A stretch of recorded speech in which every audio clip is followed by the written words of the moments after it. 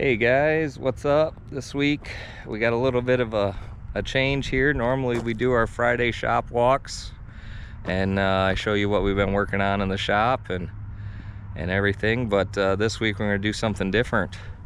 Good friend of mine from back in Michigan, where I came from originally, passed through the shop today. Some of you might recognize this truck. It's been around on the internet for quite a while, going on about 6 years now. Grant Imlach. I actually built this truck originally, or at least this version of it, at my shop Street Pete's back in Michigan that I used to have. This thing's been through about three versions of rebuild there, and it's kind of like the call girl of custom truck shops, because this thing's been into about all of the big name ones here over the years for some touch-ups or some new additions.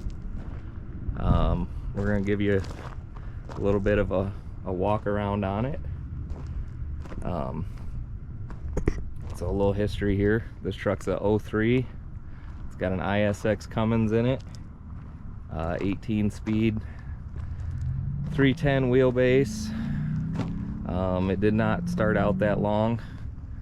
I stretched this truck in the beginning. I think it was probably like 270. We did a whole complete back half on it. Oh, it's kind of dark over here. The sun's a little behind the building. It came in, it was pretty rusty, had a ton of miles on it. So we clipped it right behind the sleeper, did all new rails, threw the original rears away, switched it over to a airliner out of a Freightliner, poor man's low air leaf, I like to call it. Great suspension, very easy to fix, easy to get parts, pretty cost effective to get one compared to a low air leaf. We rolled it back to 310, shaved all the bolts in the frame, fixed up his light bar on there that came on it, fabbed up some panels like in front of the drives here, had a different eye panel back then, different tanks. Like I said, it's been around the block a couple times. He works this truck pretty steady, and needless to say, it gets beat up on the road. So we painted it white. It was originally dark navy blue. We'll take a quick little dip inside here. You can see all black button tuck. Dash is all painted black with blue panels. I'm not gonna go completely through it because I mean, he's living out of this thing right now out here, so it's kind of a mess in there, but it ain't no show truck. Long story short, we just did a ton of work on this thing back then. The original plan was he was going to get it painted at Kenworth, send it to Kenworth. Kenworth didn't want the job because it was way too big of a job, and so they sent it back, and myself and Evan Betts and the other guys I had working for me at the time, we took it upon ourselves to paint it the first time white, which I think most of it is still the original white paint. It's been wrecked a couple times and touched up. I think it's got a new hood and quite a bit of other stuff since then, but it was a pretty cool truck back then, and it's only gotten better with time. As you can see, it's pretty sweet now. Of course, you can tell air ride front end, got the bumper laying down in the weeds. This truck just came out of PA. The guys up at Dirty Diesel just redid the air ride on it, did a new front bumper. They did a pretty sweet job boxing in the back of it, you can see, to kind of hide some of the shitty chrome from the process here. It's got a light box inside there, lift bumper. Pretty cool. You can't see his air ride so much, but all of his front air ride's chromed. It's kind of a neat look. They did some other lights and touched up some stuff. The back half of this thing was just repainted not too long ago. Jordan over at MBH back in Michigan did some work on the back end of it. I believe Kenworth painted the frame on it. Like I said, this thing's been a little bit everywhere. I think it's been out at Mike Horse shop over the years. Been into Farrell's for some light work on the trailer. Like I said, this whole girl gets around. Randy did the interior in it with the buttons.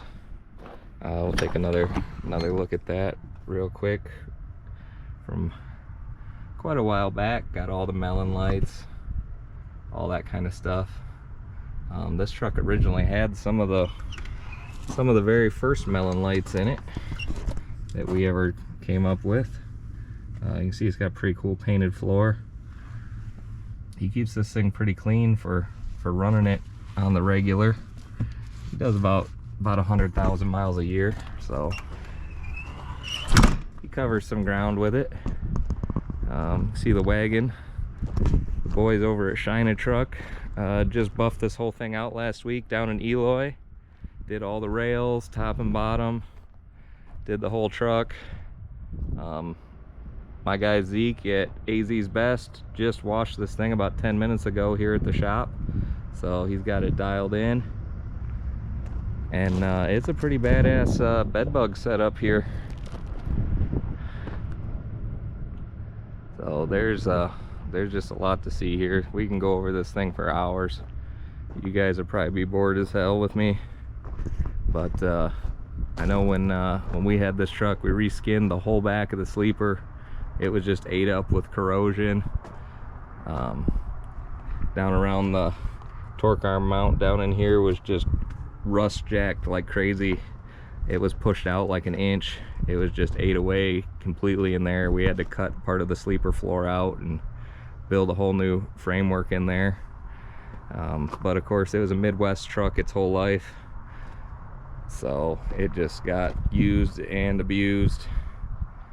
You can see fabbed up a little box there, transition from the deck plate into the back of the sleeper. Honestly, so much has been changed on here that I don't remember half of what we did at my shop versus what some of these other guys have done since then. It's got a one-piece stationary fifth wheel plate on the back, full flush deck plate. It's got fat tanks, Peterbilt style tanks on here with the Kenworth fills. Most people don't notice that. 26-inch tanks instead of 24s. So that really fattens it up, gives it a nice stance. Still got Kenworth boxes, but it's got some custom stainless end caps that go down into the step mounts to smooth it out. Don't see that very often. We made some custom sleeper panels, cab panels. I mean, there's a lot of custom stuff on here. Strapless breathers, all glass melons all over on this thing. It used to have a big bow tie visor on it. Now it's gone back to the more of a stock looking visor. I think that's called a Colorado visor. I might be wrong. I have no idea. I'm not that big of a Kenworth guy. Got the 5 lights on the top, evenly spaced. You can see this thing's pretty damn low. That bumper is practically laying on the ground. Kind of a traditional look. I mean, you can even see it's got a little road rash on here. I mean, this truck works. They're not perfect. It's just an old hot rod, and that's what makes it cool. These pretty trucks that nobody ever drives, they're not nothing to write home about.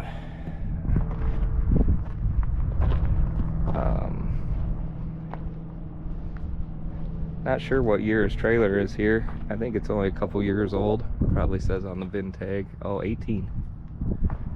So he's been pulling this thing around quite a while. Get out of the sun here. See, it's showing its age, but damn sure stacking the dollars, that's for sure. All truck lights all the way around, about every 2 foot here. Emergency lights front and back.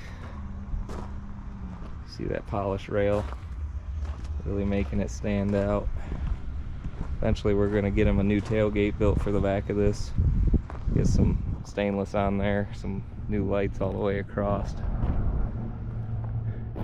It's a pretty sweet setup. Not too many bed buggers out there with long low trucks. Most of them are the big bunks, which are still cool, but this thing's definitely a hot rod for sure. So, well, I think we're gonna get out of here for the day. It's late in the afternoon. It's about time to grab some dinner, get out of the sun. Lord knows it's like about 106 out here right now, so it's a little cool today. But we're gonna call it a week. We're gonna pick it up next week and see if we can get some work done. Maybe we will, maybe we won't. It's hard to say. You never know these days. So until next time, guys, let's keep on trucking.